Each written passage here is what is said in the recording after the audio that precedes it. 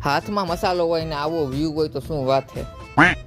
તો મિત્રો સ્વાગત છે તમારા બધાનો નવા મિની વ્લોગમાં। સવારમાં ભગવાનના દર્શન કરીને આપણે નીકળી ગયા આપણા કામ બાજુ। આપણે જવાનું હતું દરબારગઢ બાજુ મિત્રો। તો આવી ગયા કાનો માલધારી, ત્યાંથી આપણે ખાઈ લીધી ફાકી બાકી ખાઈને આપણે 7 રસ્તાનો નજારો જોતા મિત્રો આપણે પહોંચી ગયા દરબારગઢ ને આ છે આપણી સાઈડ ઉપરથી આવું કંઈક દેખાય છે। અને આપણે ત્રીજા માળે કામ કરતા હતા એટલે વ્યૂની તો વાત જ પૂછોમાં।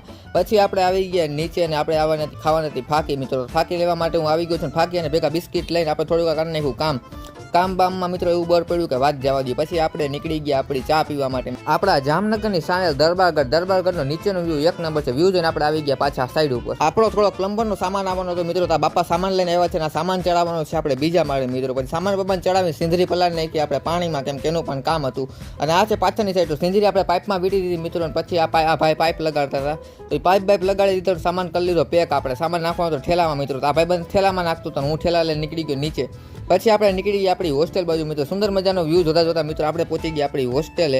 અને આ છે આપણે 7 રસ્તાનો વ્યૂ, તમે જોઈ જ શકો છો મિત્રો। અને પછી આપણે મસાલો લઈને નીકળી ગયા આપણી હોસ્ટેલ બાજુ। તમને મળીએ નવા મિની વ્લોગમાં। તમને મારા વ્લોગ કેવા લાગે એ તો કયો લાવ।